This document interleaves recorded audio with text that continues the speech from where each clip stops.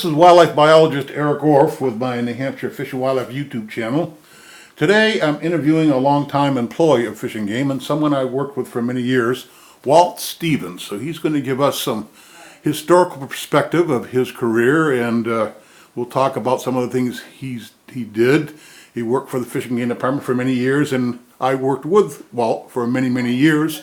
He had several jobs, including the superintendent of the pheasant farm in Brentwood, and many other things over his long career at Fish and Game. And so, Walt, when did you actually start at Fish and Game?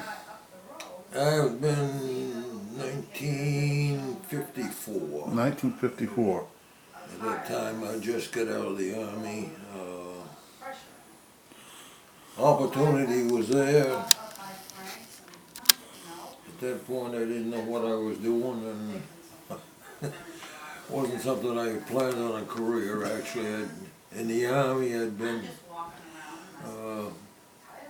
phone wireman, which was where I figured to end up, except the opportunity came. And I just never left, because it wasn't. A couple of years or so after I started working, the superintendent passed away. Okay, at the pheasant farm, so that was in 54. Yeah, and so that'd been like 56, 57. And What was his name? John Gold. John Gold. Who was the director then, do you remember? Carpenter. Carpenter, all right. No, because Carpenter was... Ralph Carpenter. Yep. He was a long time. He served it. Yep. He lasted longer than, I guess, Many.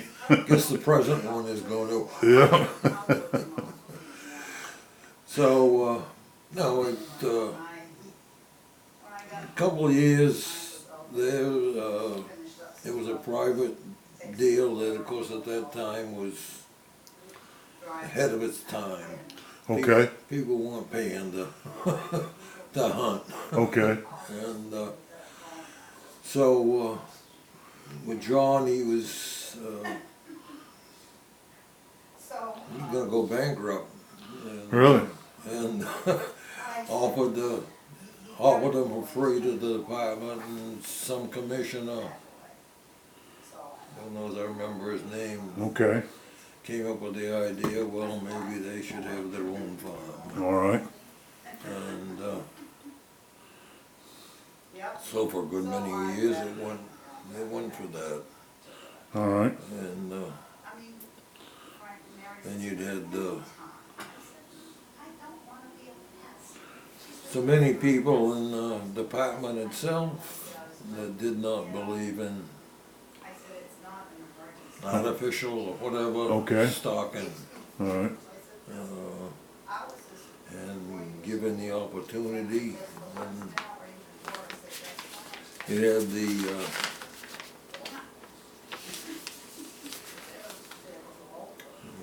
what was the disease? Governor Thompson ordered. Oh yeah, Governor Thompson. Yeah, it was equine encephalitis. But Yeah. so how many back in the 50s and into the 60s, when I first became aware of pheasants, and how many pheasants were being released on an annual basis for the hunting season? Nature 12,000. Around 12,000. Okay.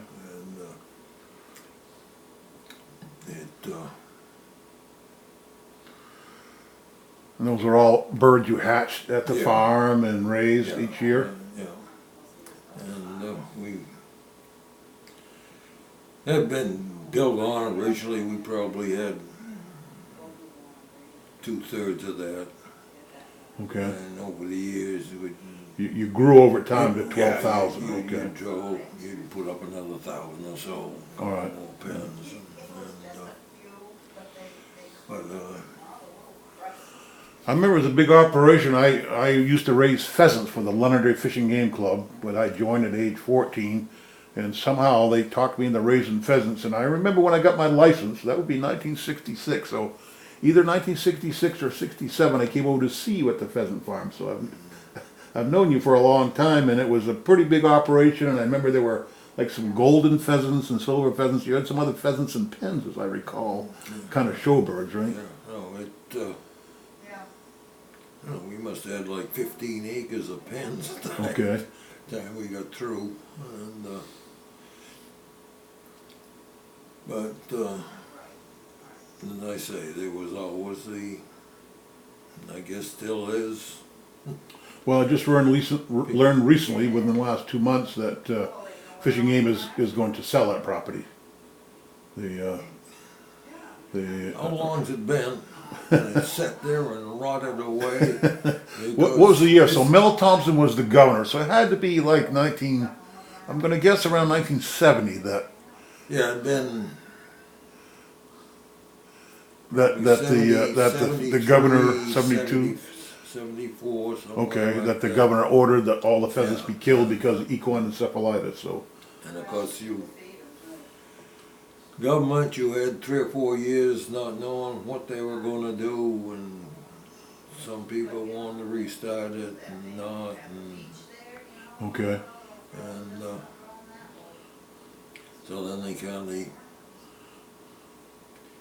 came up with the idea of letting the university have it, for the research. Yeah, they raised white-tailed deer there, turkey experiments. When I was transferring Fisher to Pennsylvania, I held some Fisher there for a few weeks, so it was used for a multitude of purposes by the university. They fool around with your coyotes there for. Oh, that's right too. Yep. Yep.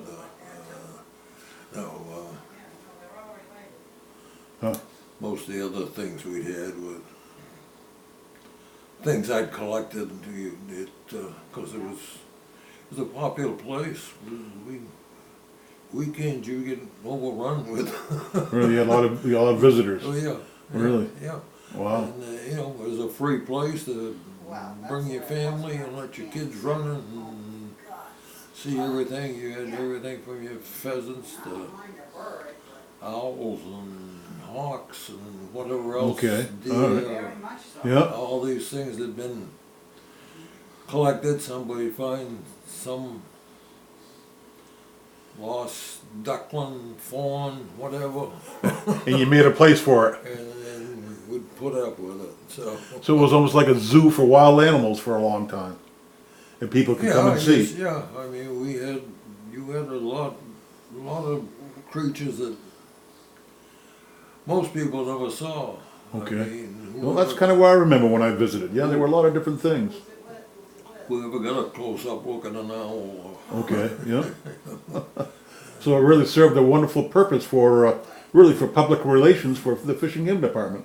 Yeah, I mean, we'd get 12,000 people a year come in. Really? Yeah. Wow. Yeah. Wow. This was maybe more. I don't know how. Right. This is going back, what? The only NBC, thing you Yep. have to watch out for them is if Yep. you wanted to, Yeah. Randy Sigler always figured that you had to have a record of everything. Okay. All right.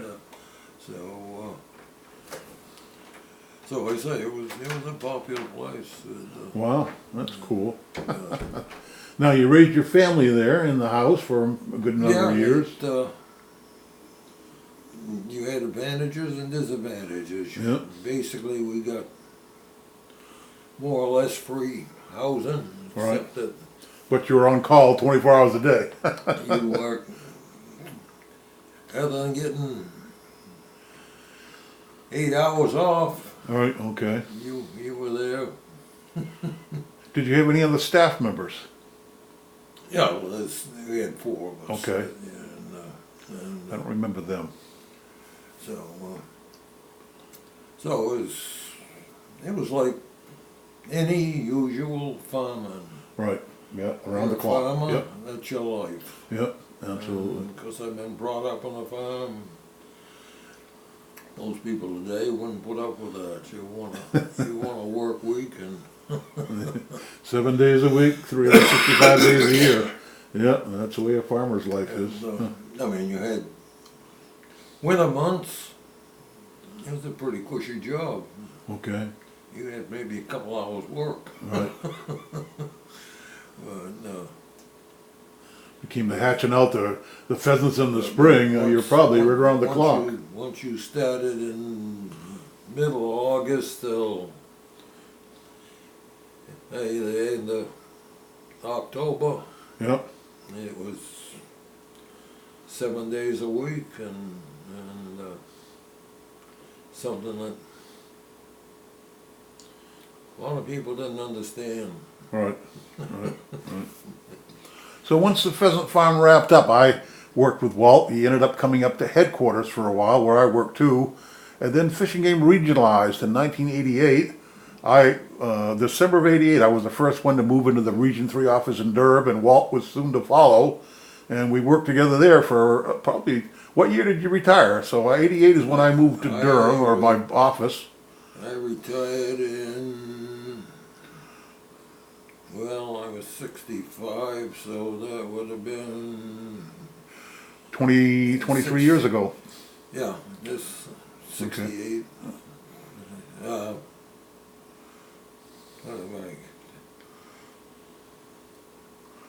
Yeah. We'll be moving to Durham. I was there like what, 4 or 5 years. Okay. We had some exciting projects too, you and I worked on. We worked on the moose capture up in Pittsburgh in 1986 and 87. Walt and I were a team. We caught a lot of moose, didn't we? And I think we were the only two really into it. I can remember everybody else going to sleep in the middle of the night. Yeah. Did we sleep? We did not, did we? Worked some long days there. I worked several days in a row without sleep some days, sometimes. I would keep going as long as we could see moose. Yeah. And how many did we dart? I have no idea. The first year we got 17 out of the 20 that we caught.